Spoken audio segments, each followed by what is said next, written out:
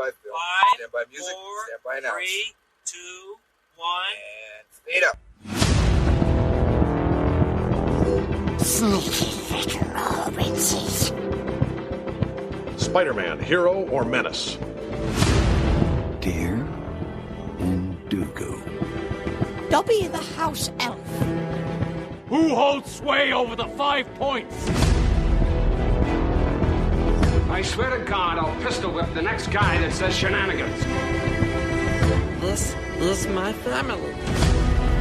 There's a hole in this church. You concur? I'm a bloody island. I'm bloody Ibiza. How about new, you crazy Dutch bastard? Well, welcome, everyone, to a brand new episode of 20 Years, 4 Beers, where we are a podcast dedicated to rewatching movies from 2 decades ago, while simultaneously enjoying a minimum of 4 modern beers. My name is Steve, and this is my big brother, Tim, and we are coming to you from Minneapolis, Minnesota. In this episode, we will be rewatching our second Steven Spielberg film, and a second straight sci-fi classic, in my humble opinion, of his, after last year's AI, artificial intelligence, and we will be watching 2002's Minority Report. Along with rewatching the film, we will be enjoying some hopefully delicious new beers, but alas, no theme, or even forced theme from Tim this time around. Yeah, I tried. I know, we tried. Well, you tried. I didn't try at all. So Minority Report is set in a future America where violent crime is pretty much a thing of the past, thanks to a police unit known as pre-crime. Pre-crime is exactly as it sounds. Police who use 3 mutant-like humans, also known as precogs, who have the ability to see into the future to stop murders before they can be committed. Things go awry when our hero, Chief John Anderton, is accused of future murder himself and must go on the run to save himself, the precogs, and possibly take down what could be a severely flawed justice system. When the precogs declare a victim and a killer, their name is embedded in the grain of wood. Since each piece is unique, the shape and grain is unique. The shape and grain is impossible to forge. I'm sure you all understand the legalistic drawback to pre-crime methodology. Here we go again. Look, I'm not with the ACLU on this, Jeff. But let's not kid ourselves. We are arresting individuals who have broken no law. But they will. The commission of the crime itself is absolute metaphysics. The precogs see the future, and they're never wrong. But it's not the future if you stop it. Isn't that a fundamental paradox? Yes, it is. You're talking about predetermination, which happens all the time. Why'd you catch that? Because it was going to fall. You're certain? Yeah. But it didn't fall. You caught it. The fact that you prevented it from happening doesn't change the fact that it was going to happen. You ever get any false positives? Someone intends to kill his boss or his wife, but they never go through with it. How do the precogs tell the difference? Precogs don't see what you intend to do. Only what you will do. Then why can't they see rapes? Or assaults or suicides? Because of the nature of murder. There's nothing more destructive to the metaphysical fabric that binds us than the untimely murder of one human being by another. Somehow I don't think that was Walt Whitman. The film is directed by Steven Spielberg, adapted from a Philip K. Dick short story by Scott Frank and John Cohen, and stars Tom Cruise as Anderton, Colin Farrell, Samantha Morton, and Max von Sydow. I don't have any initial memories or anything. Do you have I just want to get to the movie because I'm so excited. Yeah, let's do it. Well, to get us started, though, our first segment, as always, is Drinking Buddies. Come on, not my beer. Where we present the 4 beers we will be drinking while rewatching our film. Not much in the ways of a theme option, so we went a different direction this time and unfortunately do not have a strange brew. But Tim will walk us through our buddies, so take it away. Yes, tonight we felt like, you know what, let's just enjoy our favorite style with one of our favorite directors. Yep. And it's summer almost, so let's enjoy it. So we have 4 different IPAs that we're going to be trying. 56 Brewing out of Minneapolis, their Hop Girl Summer West Coast IPA. Then from Surly, their, sounds like a misstatement, but it's their Thiol and Error, THIOL. Experimental, is it? Yeah. DDH Hazy Double IPA. Is that a type of hop, do you know? Or it's is a yeast thiol? Featuring Phantasm Omega yeast. Oh, but I mean thiol. I wonder if it was a play on words like trial and error would be a mistake. I gotcha. Because it's experimental, that kind of thing. So it's really trying to be all cute. Super cute. For you. And then Fulton out of Minneapolis. Their double dry hopped hazy IPA, a night swim. And then ending on one of, I think, our favorite recurring options. Sure. From Big Lake, or out of Big Lake, Lupulin. Their Operation Co-operation, where they partner with some other, sometimes local, but they're distant brewery. This time, it's their option with Elm Creek Brewing out of Champlin, Minnesota. It's their IPA. So it's going to be a nice option, I think. Nice. Some classics. Yes. So our next segment is the Social Network, If you guys were the inventors of Facebook, you'd have invented Facebook. where we take a look back at the critical and fan reception from 20 years ago. Tim is going to take point on our reviews. So once again, Tim, please take it away. IMDb rating is 7.7 out of 10. Richard Corliss of Time magazine said Spielberg's sharpest, brawniest, most bustling entertainment since Raiders of the Lost Ark, and the finest of the season's action epics. Minor quibble, I would say. Probably Jurassic Park occurred between then and then, but whatever. We'll go with that. But Very maybe, different, though. Yes. Jeff Strickler of our local Star Tribune said Tom Cruise brings just the right shading of depth to his performance. He allows glimpses into Anderton's emotions, but doesn't forget that when all is said and done, this is an action movie. And Big Man Raj, it's a bit of a longer snippet here, but I think it's worth it. 4 out of 4. Oh, yeah. And we remember from the time he raved about this. But he said, American movies, in 2002, are in the midst of a transition period. At a time when movies think they have to choose between action and ideas, Minority Report is an absolute triumph. A film that works on our minds and our emotions. It is a thriller and a human story, a movie of ideas that is also a whodunit.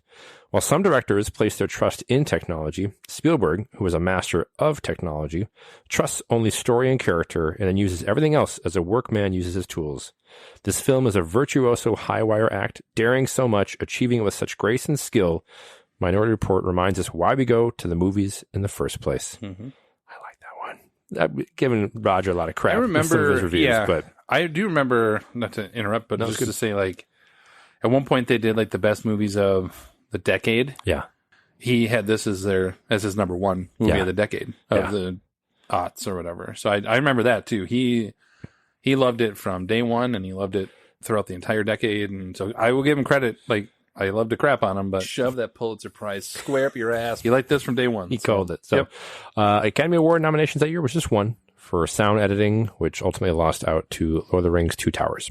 Shocker. Which makes sense. Yep. And that's Social Network. Very nice. Thank you. Well, then that will bring us to the good part, where we get to enjoy the beers and rewatch the movie. I would encourage you to watch along or pause at this point. Yes, definitely. Until you see it, because there will be spoilers from here on out. You are forewarned. Yep.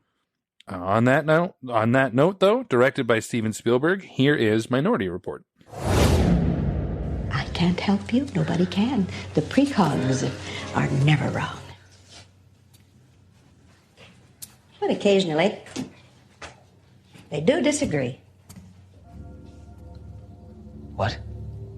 Most of the time, all three precognitives will see an event in the same way, but once in a while, one of them will see things differently than the other two. Jesus Christ. Why didn't I know about this? Because these minority reports are destroyed the instant they occur. Why? Obviously, for pre-crime to function, there can't be any suggestion of fallibility. After all, who wants a justice system that instills doubt? It may be reasonable, but it's still doubt. Are you saying I've haloed innocent people? I'm saying that every so often, those accused of a pre-crime might have an alternate future. Does Burgess know about this? About this Minority Report? I used to joke with Lamar that we were the mother and father of pre-crime. Well, in my experience, parents very often see their children as they want them to be and not as they are. Answer my question. Does Lamar Burgess know about the Minority Report? Yes, of course, he knew. But at the time, we both felt that their existence was an insignificant variable. Insignificant to you, maybe. But what about those people that I put away with alternate futures? My God, if the country knew there was a chance... The system would collapse. Well, welcome back to 20 Years, 4 Beers, where we have just finished re-watching Minority Report and have also enjoyed-ish 4 new beers that we will review in a segment coming up. But as usual, we jump right into our reaction segment that we call High Fidelity. Top 5 side ones, track ones. Where we discuss our top takeaways of any kind from rewatching the film. I can promise there are probably many, but we'll see what we got. So, you want to go first? What do you like? My first thought was, this is probably the first episode we've done in, almost 2 years now? Yep. Where I honestly didn't want to make any notes. Yeah, I came not to that because point of any type of aversion to the movie. It's more of a complete love of the movie where I just wanted to sit back and watch it and enjoy it. Because I haven't seen it easily 10 years. Right. Like, it just flat out incredible. Just didn't. Again, what was us? We're having a fun podcast. Right. God forbid I had to take notes, but it's like, no, it's such a incredible start to finish phenomenal movie. So yeah, it's I have a lot of thoughts a little bit, but also I'm like, just want to start off. It's so much better than it holds up. I think totally holds up. Well, actually for me, it doesn't just hold up. I think because in 2002, and we can talk more about this as we go, this is pre smartphone era. It's pre, social media. Right. And so in 20 years, we've come quite a long ways. And in some ways we've come a long ways, and in others we haven't gone far enough, because aren't we living about in we're ahead of the Back to the Future 2 era, and we're like around Blade Runner era. True. You're just like, this is not what sci-fi thought it would be. We're not there yet. We're not there yet. But there are some other things so actually, in some ways, not only did it hold up in a film standpoint, but in a social commentary standpoint, it's ahead of, it holds up. It's like more like prescient. Prescient or whatever now. Yes. So yes. I had many takeaways, but I will say one of the first takeaways I had was this sort of irony of juxtaposition with Anderton, Tom Cruise, which was that he's living in the past, but also in a career that is reliant upon stopping what happens in the future. That's really good. Right. He is constantly living in the past. True.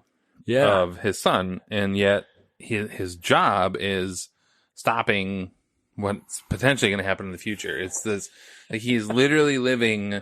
I never thought about that. He's not only not living in the present, he's living in both the past and the future. He's taking technology and narcotics to replicate the past. Right, to not get past from not get away from it. And that is not ever something I've thought of before watching this movie, but it is like this, he's literally living he's living in the now, not to quote Wayne's World, but he's living in the now, and yet he's really mentally in the past and also, professionally in the future. It's a mind F, man. Never thought about that. No wonder he's oh my God. breaking apart at the seams, and why somebody can eventually take advantage of his situation, because in 6 years he hasn't been able to get over it, rightfully so. Totally. I don't know. That was the first thing I thought of. Coming in hot, man. First thing. It was. I was like, that's really holy good. Cow, he is. No wonder. What a great insight. That's totally true. Yeah, it's wow. Okay, let me kind of collect myself, because you're like never ever thought. I was about to talk about the editing, but fine, I guess. The lens flares were a little annoying, but no, that's this is early lens flare Spielberg. Yes, but that's actually a great commentary. Okay, yeah, I should have saved it for last, I guess. No, but still, I mean, that's it was early on. It was actually my second note on here, but it was just that's really good. Holy cow, I can't even imagine. Yeah. Where he's hung up. Okay. So, hit out of the ballpark right away. So, for me, what was great watching again was the first half hour is just a perfect version of a setup required for these good mystery movies where Is that why you paused it right around there? Yeah, it's like it's 33 minutes in because you have the phenomenal opening sequence. Yeah, just absolutely. throws you right into it of what is happening in a pre-crime type of effort to stop it from happening. Yeah. And not the premeditated, but these red balls they call it, where it's like a crime of passion. It's happening right now in 14 minutes. Wow. So that type of visceral, throw you in and experience it. And then the kind of outsider, the attorney that would come in to get a tour. And so that's your kind of explanation effort. So as a proxy to the audience of like, what are these things happening? Here we go. But they ask the questions on how it's all done and they introduce some wrinkle, the lively murder. So it's not just, oh, here's what you expect, but what is this outside thing happening? Yeah, something else. Yep. And then show how bad it can be with the containment facility of these criminals, quote unquote, who they stop, go to this facility. So it's a perfect half hour of right away of what are the mechanics, how does this operate, and what are the consequences of it happening. Right. And then you add in the incredible sci-fi elements, which is all grounded in reality. And then, the main guy you come to kind of appreciate, hey, spoiler, he's the next one up.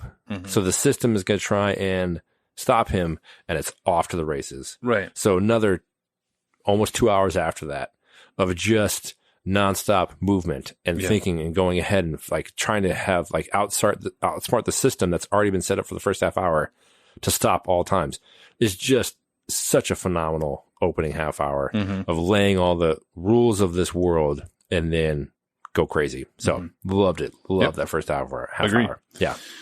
So my next sort of thing was, I think we'll save some of the existential questions till later.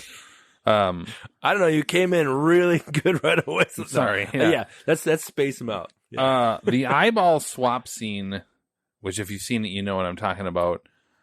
Coupled then followed up by the spider scene. Yes.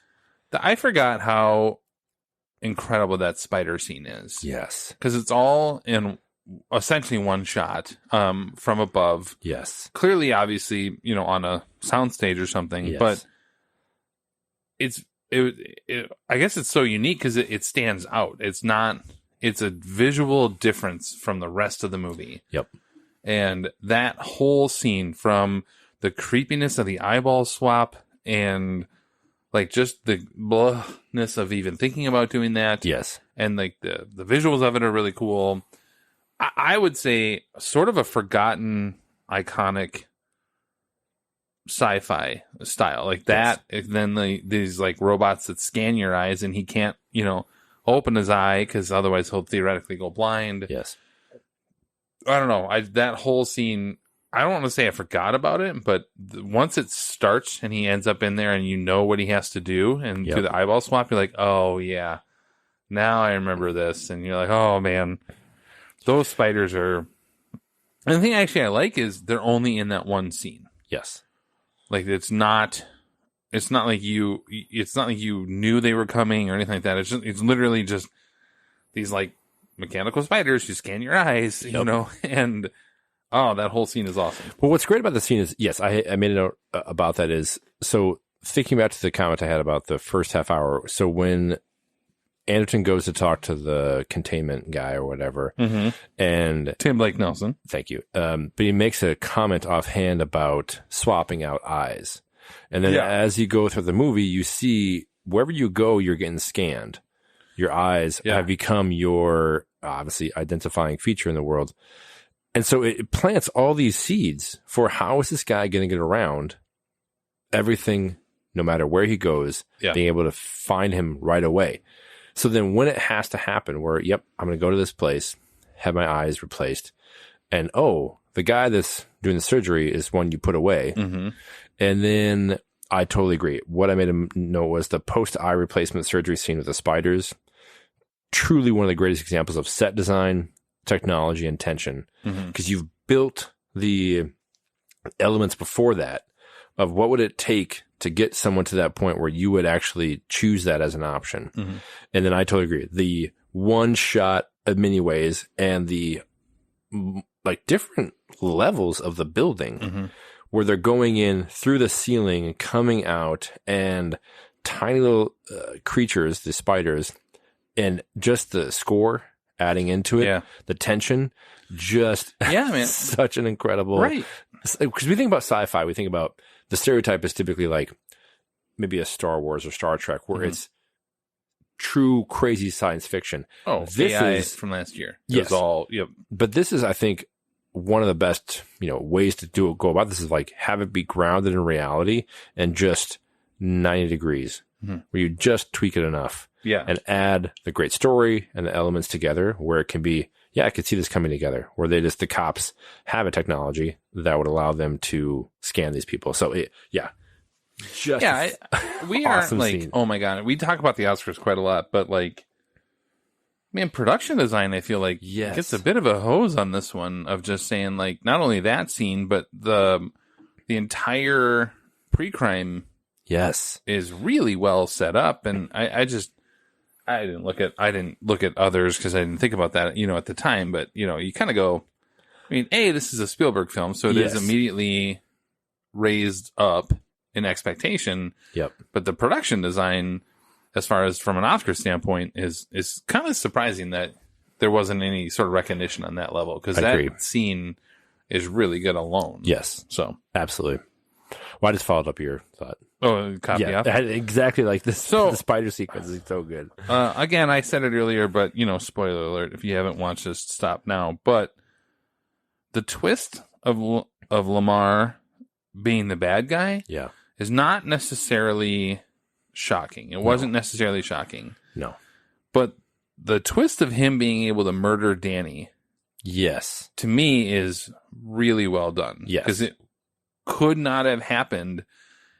And obviously it's not premeditated, because had he thought that was a possibility 24 hours, 48 hours prior, the precogs would have seen it. So it was like that spur of the moment realization that, you know what? Nobody's coming, and now I have this gun in my hands. Yes. Of course, it would have to be someone with access to the pre-visions in the first place. Someone fairly high up. Do you know what I hear? Nothing. No footsteps up the stairs. No hovercraft out the window, and no clickety-click of little spiders. Do you know why I can't hear any of those things, Danny? Because right now, the precogs can't see a thing. And even though I knew it was coming, like in the moment, you kind of get an understanding that maybe you're getting a red herring in Danny. I was just saying, like, I don't think he's the bad guy here. And already we know, because he's sort of investigating this, like, no, something smells wrong here. Yes. But then in that moment, you're like, oh, you kind of know that it's going to be Lamar. But you don't see him killing him necessarily. No. Like, and so when he just outright shoots him, I remember being like, oh, okay, now, because suddenly we do have this, again, it'll lead into our next sort of, or as we go on some of the existential side, but that could have been stopped. Yes. Should it have, or could it have? Like, that's the question, right? Like, if the precogs had seen that and stopped him, like, should he be in jail because he hasn't committed anything? But now we watch this guy actually commit murder. Yes. His second. But yes, I love that scene where you realize he's the bad guy, but also he's not a true bad guy. He's not a true, like, evil person. Oh, sure. His motives are flawed, but not necessarily bad. And he just sees this as his, he's got to cover up his legacy. And so that twist sort of could have been handled really poorly, and I think it was handled really well. I totally agree. Where, watching it again and seeing Danny, Colin Farrell's character, come in and be kind of hard hitting in the sense of, I'm a auditor. I'm coming in. I don't believe this is the right thing. Mm-hmm. I'm trying to shut it down. He's already an antagonist to our main hero. And so, but is he trying to shut it down too, though? Because he's like, even at one point, he says he's not one of these ACLU guys who, so I mean, he's like, it's not perfect. It's not perfect. I think that's what I think. So I'm finding the flaws. Right. So he's coming in for someone like Anderton, who's kind of arguably a zealot for this, where like, this is what you've staked your career on. And because he's had a one-track mind, stopping kids being killed. Exactly. So all these things of inherently, this character is going to be an antagonist. And so as he becomes more and more troublesome, it does appear like he is the quote unquote villain of this who will undermine everything. So I agree. And Burgess is there as kind of a behind the scenes element that when it does happen and everything's kind of like gone off the rails with, you know, the precogs not working. And he's like, yeah, I love the quick comment. And it comes out of nowhere like, do you hear that? You don't hear them coming for us. Boom. There's no like drawing it out. Yeah. So I agree. Shocking. Yeah. Where, and oh my Farrell God. doesn't get a line after that. Yes. That's it. Just done. Kills him. And it, I totally agree. I love that scene where it wasn't, you know, surprising, but it was jarring, if that makes sense. Where it's like, Burgess, you could tell, was kind of involved with some shady stuff. Yeah. But It's not that he'd quite kill the on guy. par with it, but it's been in my head of the, and we'll talk about this later this month, LA I was thinking the Confidential. same thing. It is. Yes. It's Rollo Tomasi all Yes. over again. And it is. So it is interesting. We'll cycle back to that another time. But it's a loving, grown, like, grandpa style character who ends up being sort of the antagonist of this whole Yes. story. And it's sort of like, it's not shocking because it's happened before, but it is like, it's jarring just to say like, oh, this is actually happening now. Yes. And this person who I actually like and trust, you know, this is the priest from The Exorcist, man. He's not a bad dude. He's not a bad guy. So He's a nice dude. Yep. Yeah. My question was, of all the cool technology upgrades that are kind of talked about in this film, so the kind of, you know, jet backpacks, the cars, all these things, I think truly the sound wave gun is definitely the coolest. How that has not been like when actually put into place by it's now. so genius. Yes. Like, but like it's one thing like to shoot it and then the quick like turnaround kind of loading of it. Yeah, it's like click, click, boom. Now we boom. get the electric radios that you can like wind up and listen to the radio. But meanwhile, in 2054, they have sonic wave guns. Yes. I thought that was I like, love that, I love that sequence. And I appreciate all the cool technology they try and have with this. Obviously the spider stuff like that, but that just seemed like the coolest Buck Rogers type of thing for the future to say, oh man, we should do that. You know, because, you know, I guess I'll move into my next, but I agree totally. The gun was badass. We're just like, this is amazing. And if you could find a way to do that, that'd be awesome. Yes. But I think it's still, that now still feels futuristic. Totally. But other things in this movie, eye scanning to, for identification is obviously been around before this and stuff like that. Yes. But it's not a far leap now from where we are to think that, you know, advertisements and things like that are going to be so like so localized to where you can walk into a place and get advertisements. We've all experienced it on our phones. Yes. It's not a far leap from realizing that you could scan that I'm in your, you know, establishment and you can advertise to me. I go in the Gap. Right. Yeah. Or, what was the guy's name? Oh. It was a Japanese name. Yeah. Gosh. Anyway, but it's not. So we are now at a point where it doesn't feel like that far of a leap for some of this in this movie. Specifically, you know, he walks into his apartment and can just start talking and things turn on. And we have voice commands now available basically in any way you want to a certain extent. There's identifications with either fingerprint or facial scanning on your phones and, you know, localized advertisements. There's a lot of that feels, for it's more sophisticated. Yes. But we're not that far off from some of that stuff. Whereas the gun, that still feels like that's something in the future. Yes. That feels like Star Trek to me. Yes. Right? Like, that feels like that. Whereas the rest of a lot of those things, and so that is. And so for me, I guess coming off of that is that sometimes sci-fi feels too far in the distance. Totally. Where, that's not a bad thing. You kind of, you think like again, Blade Runner, or especially the Blade Runner 20, whatever it was, the more recent one. Yes. 2045 or I don't know. 49. Yeah. 2049. Yeah. Yeah, that feels like a whole different world. Yes. Planet, whatever. Yes. Like, that doesn't feel like our current time. Yes. And other times, sci-fi like this feels a lot closer. Yep. And it's weird because 20 years ago, it wouldn't have felt as close as it does now on some of the stuff. And so, yeah, the gun is far away, I would assume, just from a technological standpoint. Yes. But the rest of that, although, maybe we should invest in that kind of gun. We would, not to go too Debbie Downer on it, but certain things would be a lot easier lately. But it is from a lot of that, it starts to become relatable. Yes. It's really weird to experience it more from a relatable standpoint than like AI, artificial intelligence, still pretty unrelatable for a lot of that stuff. Yes. But this, from a futuristic standpoint, feels a lot closer. Absolutely. When he's walking in kind of one of those first like mall sequences or like a tunnel getting to the train or the subway, and exactly the personalized advertising.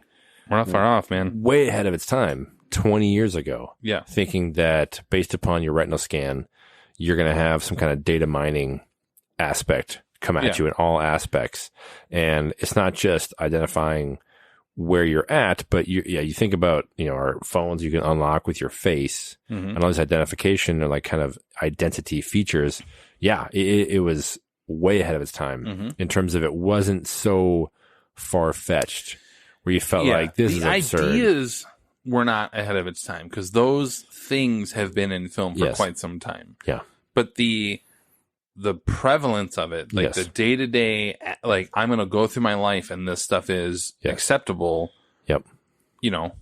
Is there. Now we don't have magnetic cars and we don't have that kind of stuff, but we're getting there. We have self-driving cars, so we're not that far off. Right. But so anyway, that was off of yours. No, I kind of had that. And that was one of my pieces too, was the personalized advertising, the thinking of how, and I guess I read somewhere even at the time that they had talked with a lot of kind of future scientists thinking through what would it possibly look like. So it wasn't, so it wasn't so far fetched. Yeah.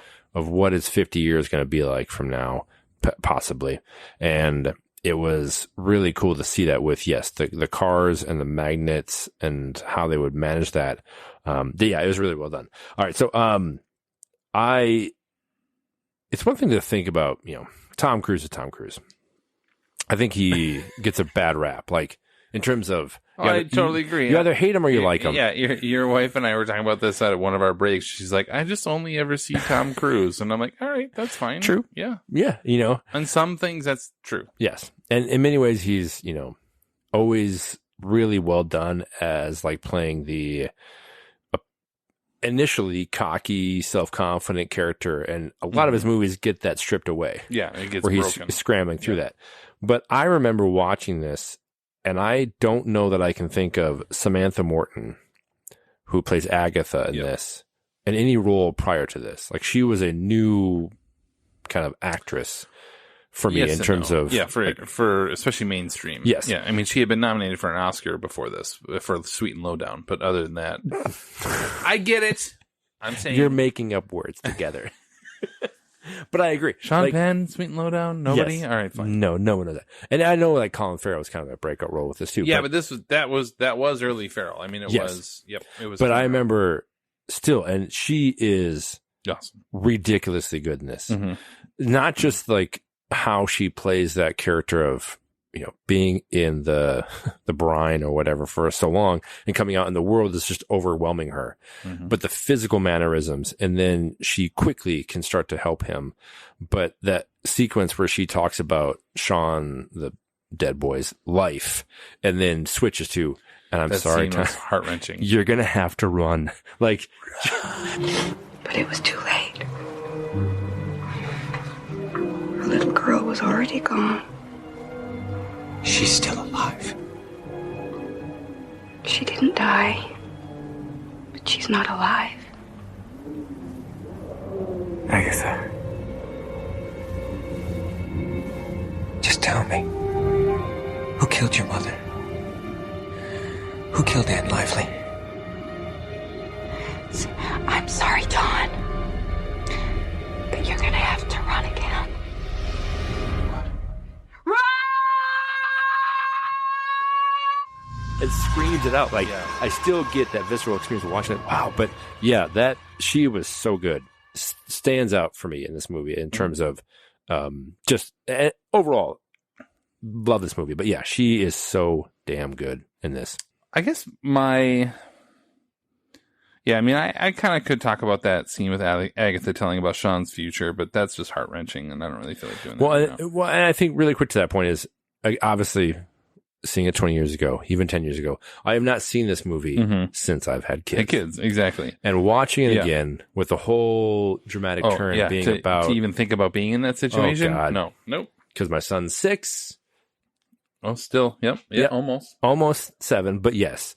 It was different watching it now. Yeah, it is. Than previously in the terms of, I could see when Anderton comes in, who has never met this guy who he's supposed to somehow kill, and sees the litter of all these children's pictures. Yeah, the orgy of it. Orgy of evidence, yes. And sees his son. Instantly, you're going to die, man. You're going to die. Yeah. And then when the Leo Crow talks about, obviously lying, what happened, Christ, I'm like freaking like... Oh, I think that's what's so amazing of this movie is like, before Crow dies, there's this realization, because you kind of get the understanding that there's a setup involved here. Yeah. But you don't really have evidence of it until that moment. Yes. And so once Anderton hesitates, it's like, oh, here we go. Yes. So I love that scene. It's so good. I guess my really last point, aside from a minor quibble, but this movie raises so many questions, both intentional and now 20 years later unintentional. Yeah. Of like, they would have been making this, I assume, close to or pre or right around 9/11. Yep. But then, the Freedom of Information Act or whatever it was, or the Patriot Act, excuse me. Yep.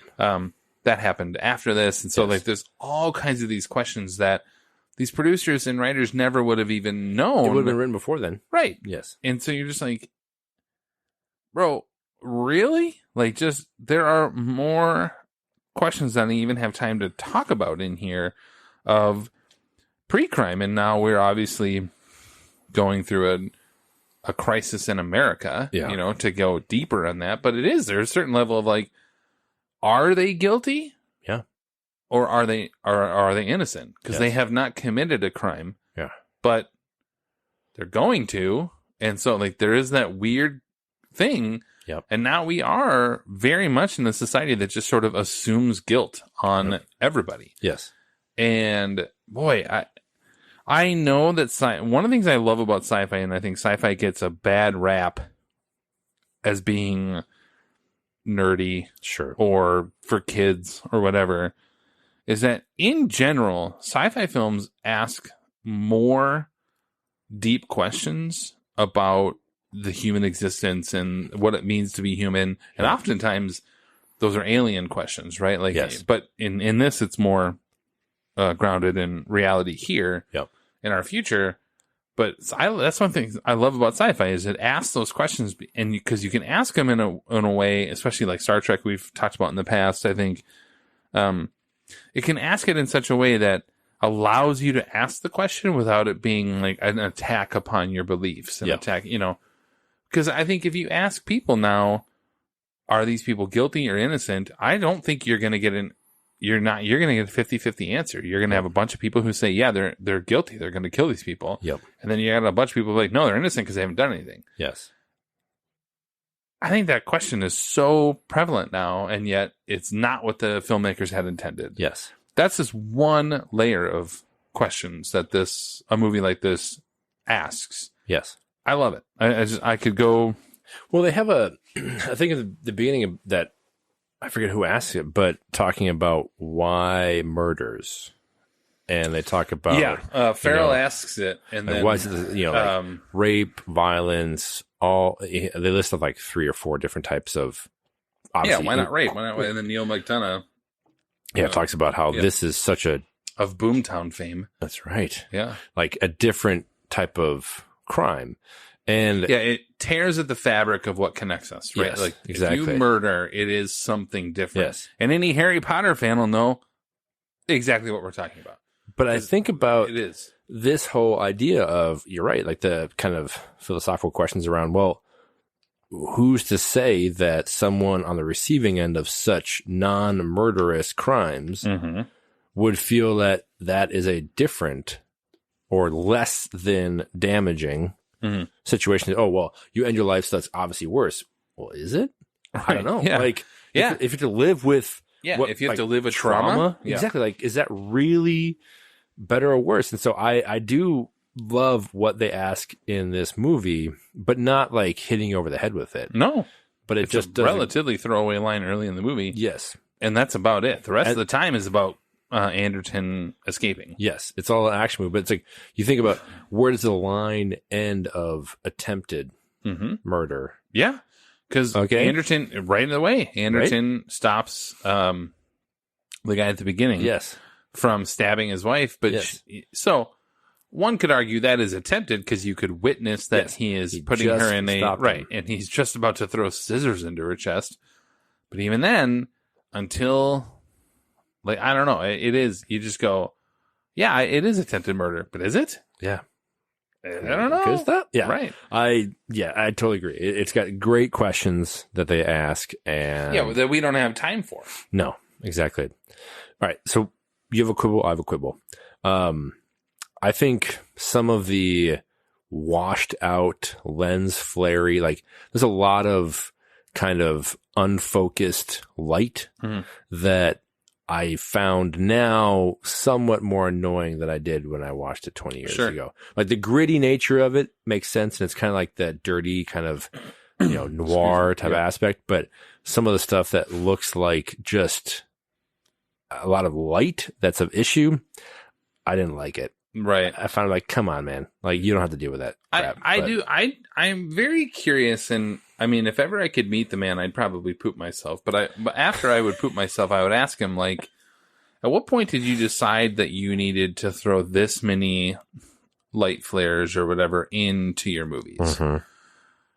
And like that grainy feel to it. AI has it for sure. War of the Worlds in a couple years does. Yes. And it's hit or miss along the way that he does it in some.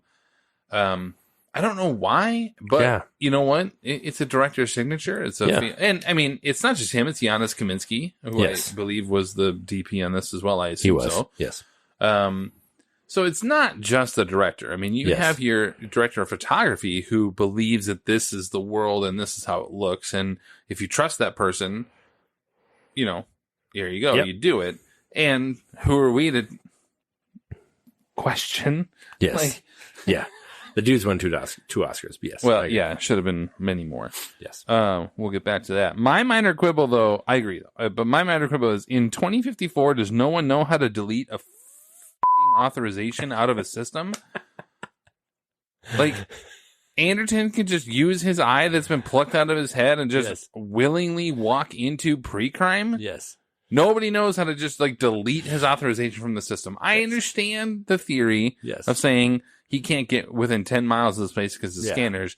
But nobody just thought, like, you know what, we fired this guy. Let's just delete him from the system. Right? Like, nobody does. Nobody. Yes. Is like, no, he's just got full access to pre-crime. Not only him, his wife. Like, just anyone with his eyeball. Just, there you go. You can't tell me some underling exactly who oversees, like, system access is like, should we delete this guy? Like, we probably should maybe get John out of the system. Yeah, he's wanted for future murder. Nobody wants to pull him from the system. We'll get to it on Monday. We'll catch him. We're all good. We're over. I mean, we're 100%, right? We're undefeated We're in 6 years. So I guess they're not fallible, but oh my god. To that point, I did like the whole technology, like, advancements where it looks cool with his, like, pre-crog, like, gloved changing, like, the video, and we're changing data files by, like, a glorified glass USB, where it's like, oh, hold on 1 second, from this side of the room, a computer whoop, walk over, whoop. Like no one thought about cloud-based technology at the time. Although those, like, USBs are more secure than cloud-based. You can't hack. Yeah, but it's like it's in the same room. Like you can't those have USBs a wire are badass together. though, man. Like They you are. can't tell me like it'd be. I think you'd be like if you could pull a USB out of my computer and have like an image of what was the last image on there. I mean, depending on the pick, but. Yeah. Incognito mode. But yes, exactly. No, I just thought like it's so funny watching me like, really? You can't have these like computers in the same room wired together? Fine. All right, whatever. Yep. But all right. Overall, I'm so happy to watch this. It's it truly was one of the when we thought about like what movies do we want to watch this year. It was like highlight. It was like, okay, I can't wait. I think I texted this week. Oh my God, we're watching my yes, I can't wait to watch this. So yeah, it's so damn good. Incredible. Yeah, I don't think you can undersell it even. No. I'm just saying I mean, I think and we've mentioned it many times tonight and in the past, but Blade Runner was always one of those in the 80s that we hated for a long time and now I have a better appreciation for it. Yes. But I think there are bellwethers or like benchmarks, excuse me, of science fiction, right? Yes. Alien in 79, and then you get Blade Runner in the 80s, Jurassic Park in the early 90s, T2. You do have some of these. Yep. And Matrix for sure. And then I do think this is somewhat of an overlooked step in the sci-fi genre. Yes. And because it's not visually, the visual effects are fine. I remember thinking like, they don't really hold up. I remember thinking like, oh, why weren't they up for an Oscar? I was like, oh, because I rewatched it. It could have been better, especially coming off of AI the year prior. Like AI was substantially better from a visual effects standpoint. But the pushback to that is this is not a visual effects driven. This is a story driven sci-fi. Yes.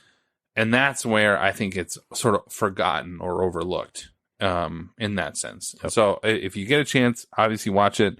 We own it, so you can borrow it from us, any of the people who are out there who are listening. So it's well worth it. As much as we would like to continue, our next segment is Drinking Buddies, the sequel. Let's get weird. Where we review the beers that we had while rewatching the film and give our professional and amazingly perfect ratings. Okay. Before you go calling us snobs, I must add one thing. You have not heard anything more snobby than a grown-ass man discussing his own Bloody Mary mix while sitting at a brunch, because this morning I had that, and I have to quick talk about it. I was sitting at brunch in Eden Prairie, and you think a beer snob is bad? This guy was like, what's your Bloody Mary mix? And they're like, oh, we make our own. And he's like, oh, how is this? And he's asking him what they put in. He's like, well, I pride myself on making a good Bloody Mary. Shut up. And he said, like, this is really good where I was at. And he was like, this is really good. And you guys did it it's really mild. I have never heard a more pompous conversation. I would rather hear a sommelier talk about God knows what on wine than having to listen to this guy talk about his own personal Bloody Mary mix. And it was like, oh my God. You think we might be beer snobs, which I don't think we are, but either way. Beer geeks. Holy cow. I have sat there staring at the guy like, I just want to punch you square in the chode. Anyway. It's tomato juice. That's all it is. Also, it's disgusting. Exactly. It's terrible. It's disgusting. It's just. Anyway. In the morning was tomato. Oh. Yeah. Well, I know. The liquor industry was like, how can we make more money? Let's find breakfast liquor. Yes. So you make mimosas and you make Bloody Marys, and here we are. But no. But God forbid you have a screwdriver. No. Oh, orange juice and vodka, that's a problem. No, you might have to go to the doctor. You or have like a problem. Champagne and orange juice? Yeah. Oh, classy. Yes. High class. Vodka, tomato juice. You're good. All right. Anyway, I digress. So Tim is going to remind us of our beers. So please stop what you're doing and listen. What do you got? First off, we had 56 Brewing's Hop Girl Summer West Coast IPA. 56 has been on point with their names in the last year. I know. They've been on point. That was really good. It's a low-hanging Hop fruit Girl one, Summer. but it's really good. With Simcoe and Centennial hops. I got to say, I like this a lot. Mm-hmm. For a West Coast style, it was very much like a traditional bitter, like hoppy bite to it. Mm-hmm. I really 4.25 for me. I would seek this out again. Well, I have more in my fridge, but yes. Yeah, I actually will think. I actually probably will go buy more. Yes, it was very good. I agree. And actually, initially my rating was 4, But then I had the 3 beers after, which we'll get to, and I was like, oh no, I like that first one better than these 3 beers. So it sort of bumped it up to a 4.25. Yep. I agree. I think 56 has been, we've talked about him in the past. We've had him in the past a few times, and this is a tall boy that I will have, and I gladly buy this in a tall boy. Really good, but not. It's totally not crushable, but I can have this on a nice warm night. It's really good. I had a 4.25 as well. Very, very impressed. I was like, all right, starting off strong. Yep. And then we had Surly's File and Error, their experimental double dry hopped hazy double IPA. I don't know what the flavor was that unless this like Omega yeast changes things or whatever, because it doesn't list the hops or whatever. I liked it, but I'm not happy that I did. Correct. Like it had peachy notes, some weird fruit. It was like an aromatic to me. To me, it was actually floral notes. Yeah, like I couldn't articulate what is happening. I didn't not like it, but I liked it. But I had a 4 because I'm happy with it. It was enjoyable. It was a good, solid, like double dry hopped hazy double IPA for me. But the flavors were all over the map in a good, off-putting, wonderful, weird way. I don't know how to describe it. It was so surprising. Yeah, but again, now you're in a tall boy situation. I could only finish half. I agree. We're both like, we should buy it. I was done. I was like, I've had this. It's fine. I had a 3.75. I think because it's Surly, and I got to give him credit for trying something new, but I had a 3.75. I was to the point, and it almost could be lower because I couldn't finish it. I mean, sometimes that should knock it and we have knocked it in the past. Yep. Yeah, I don't know what it was. It was this weird floral feel to it or something. Not in a bad way. Yeah. But again, if I have to justify it with that phrase, not in a bad way, then it's not a good thing either. Like if I have to explain something to you and I say, but not in a bad way. Not that there's anything wrong with that. Yes. That immediately means it could be taken in a bad way, and it probably, shouldn't be. Like this week, I went to baseball practice, or we had a baseball game with my son, and his coach was out of town, and so I subbed, and we lost. And so Matt, in his infinite wisdom, says, "No offense, but," and I was like, nothing good starts with that phrase. And he's like, "No offense, but I think we didn't play as well because coach wasn't here." And I was like, awesome. Thanks for kicking me in the D. Exactly. But I'm like, cool. Right. But that's the same thing. I was just saying, like, this is not in a bad way. Not that there's anything but wrong I'm like, with that. but then immediately I have to pre-justify that somebody's going to hate this.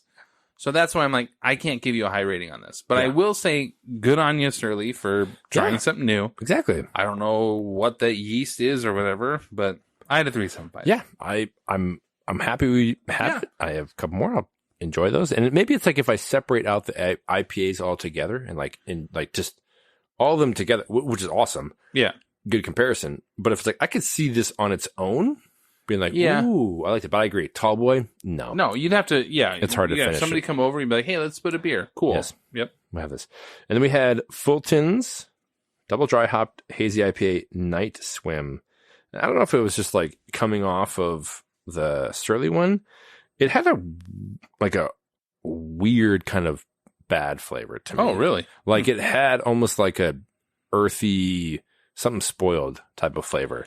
Then for the first half, I was gonna say, because then it definitely must have been what was. I think it was like a transition phase. Yeah, what was already in your mouth? When I finished it, I was like, okay, it was a 3.75 for me. It wasn't a great style of what they produced, but I was happy. Again, I think if I didn't have the one before and then this, it'd be better. But it was kind of that transition period. Like, I'm like, am I like, even I smell it now, I'm like, it smells off to me. Really? But then I'm like, is this because I've had before? Anyway, so 3.75 for me. I had a 4, and I think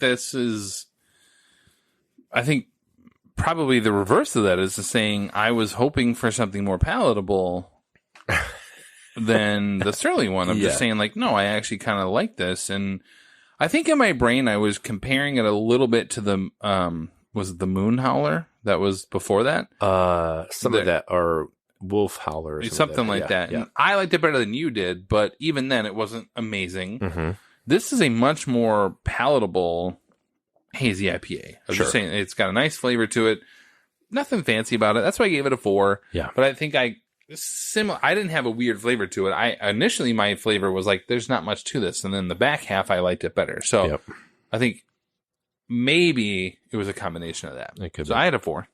And then we came to... But again, Fulton's always, good. Yeah, they're solid.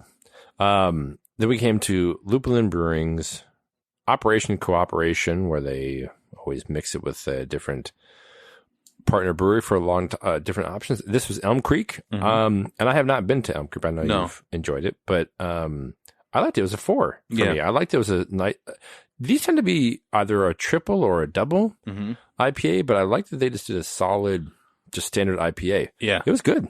I liked it. 4 for me. I liked it. It was a good flavor. Still working on it. It's good. Yeah, I think a lot of the other Operation Co-operations tend to feel like Junkyard or Drecker, where they're just like way too much. Yep.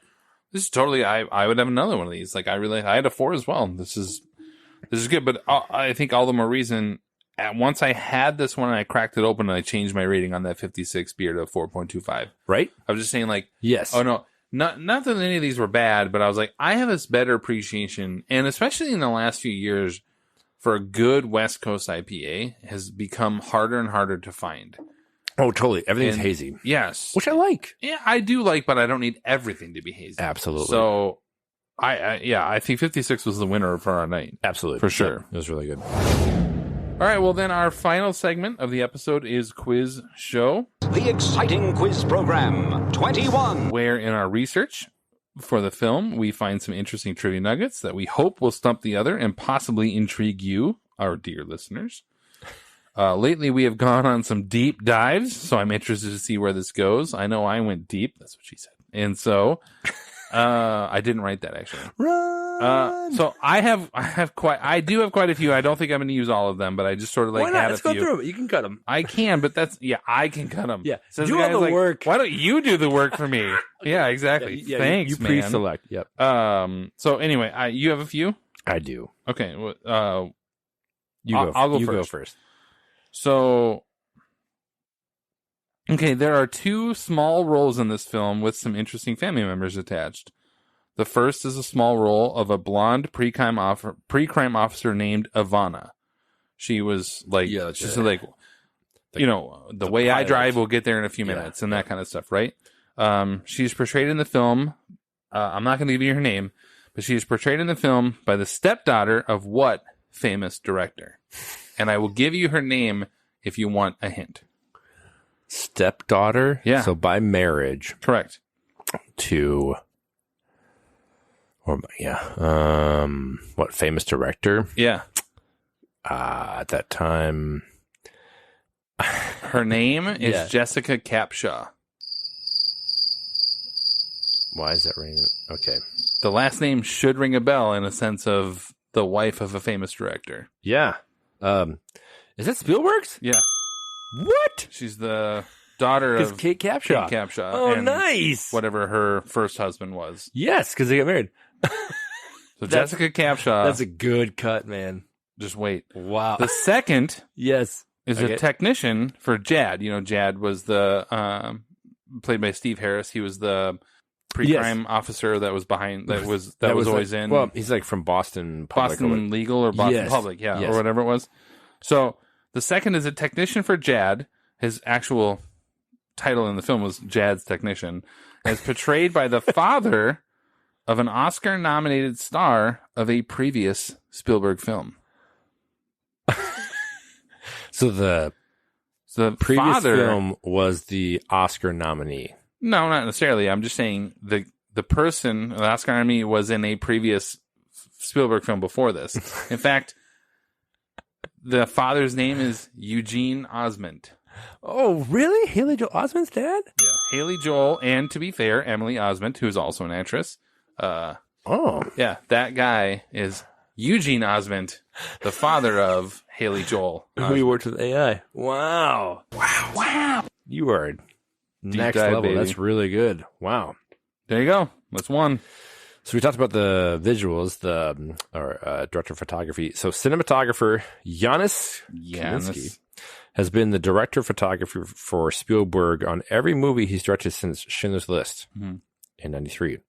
In their 3-decade career together, Kaminski has been nominated for 6 Academy Awards for this partnership, and winning 2 of them for Schindler's List and Saving Private Ryan. His only other Oscar nomination for cinematography came in 2007 for what 4-time nominated French biographical drama.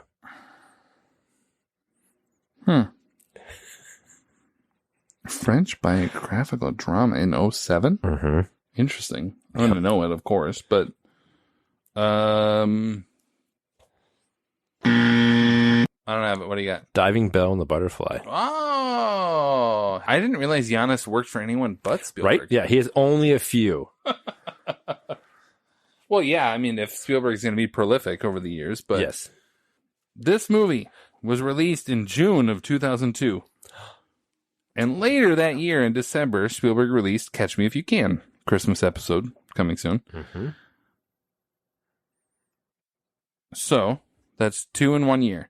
How many times in his career, spanning 48 years of feature film releases, has Spielberg released 2 feature films in 1 year that he directed? Gosh. I can definitely speak to 93 with Jurassic Park and Schindler's List. Of course. I want to say 97 with Amistad. Nailed it. Saving Private Ryan. No.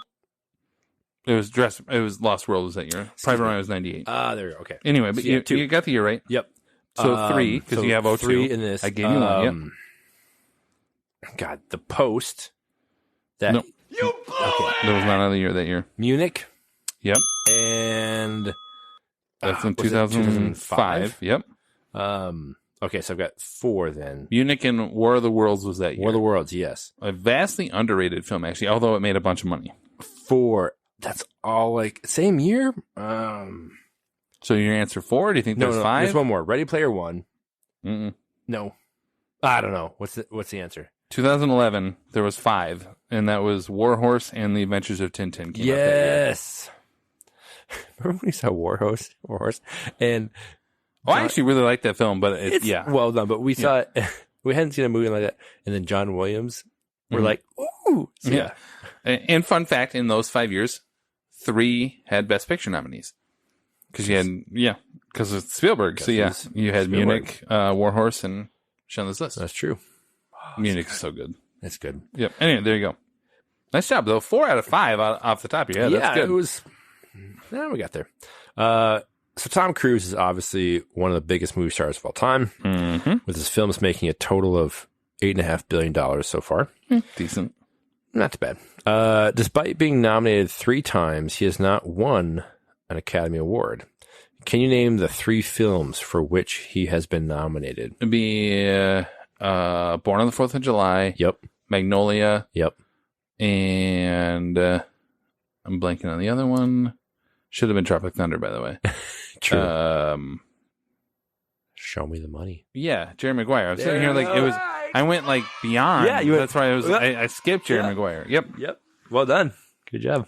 Oh, don't even start on the Magnolia year. Oh, I know. Don't get me wrong. Michael Caine, very good. Well deserved. Very good. But still, he already had one. So B. Yes, exactly. Well deserved.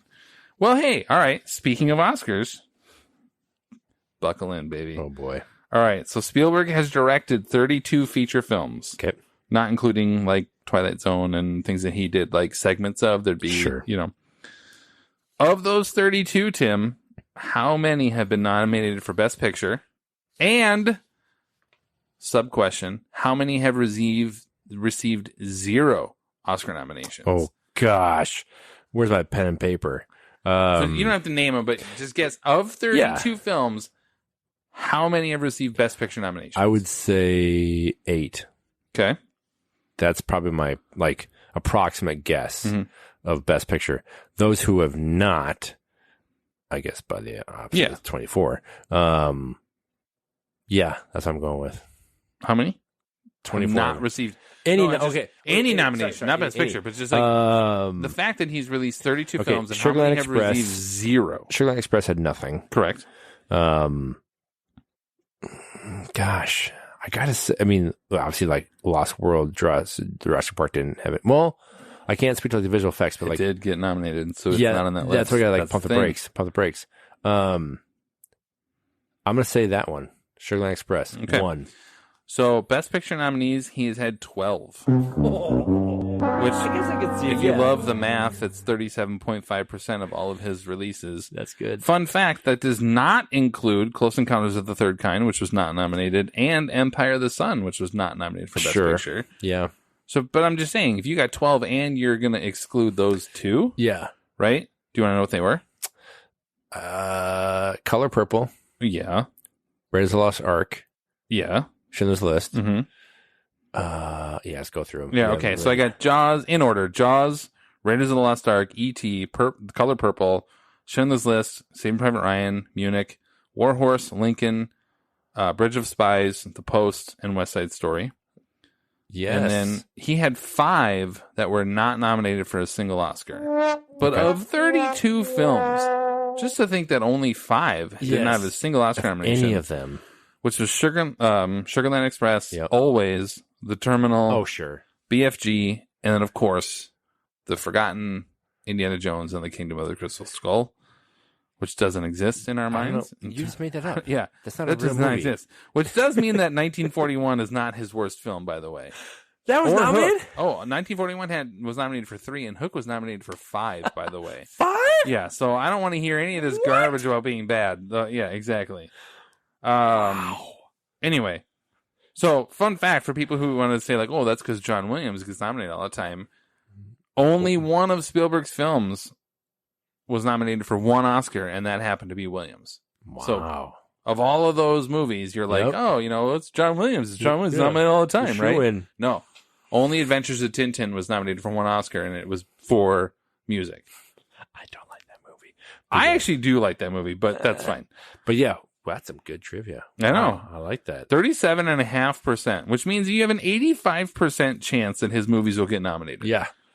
For some sort of Oscar. Exactly. Well played. Well done. While many consider Minority Report Colin Farrell's breakout role, his Hollywood debut came in what 2000 Joel Schumacher directed war film. Oh, Tigerland. Yeah. Really good movie. Really good. Yeah. That was a very, very good movie. Nice job. I have one last one that I came up with while we were watching it, because I did not realize that this person was in it. Leo Crow is played by Mike Binder. And Mike Binder, or Binder, or whatever, sure, wrote, directed, and co-starred in what 2005 movie? Starring... Do you want a hint? Yeah, the name... The Upside of Anger. Correct. Yes. He popped out, and I was like, that's Mike Binder. I had no Oh idea. my gosh. There I we do go. remember that name. Yes. Imaginary Forces is the special effects company that Spielberg chose to design the film's pre-vision sequences. Reportedly because of how much he liked their work on the opening credits of what 1995 serial killer mystery thriller. 7? Yeah. I was like, if Tim has an excuse, we'll bring it up. I saw Trivia 7. Yep, bring it in. So good. So yeah, nice job. I figured you'd be like, with music by what band? Actually 7 was Howard Shore. But yeah, that's right. no, but the opening song is Nine not Inch Nails. Howard Shore. That's It's Nine Inch Nails. Yes, Anyway, exactly. Any others? No. No, I'm done as well. That was enough. That was All right, so that will bring us to the end of the episode. Stay tuned for our stacked June with our upcoming happy hour on Lilo and Stitch and a special 25 years for beers where we re-watch, which is a weird word to constantly say. Yeah, anyway, 1997's LA Confidential. We want to say thank you for taking the time to listen and for clicking that like or subscribe button on your devices. Find us on Twitter at years_beers and on Facebook, or head to 20years4beers.com. This has been 20 Years 4 Beers. My name is Steve. I'm Tim. And thanks for listening. Thanks. What a great insight. Wow. That's actually a great commentary. Hit out of the ballpark right away. You're right. Yeah, I totally agree. I just want to punch you square in the chode. I can, but I can cut him. Yeah. So Do all the work.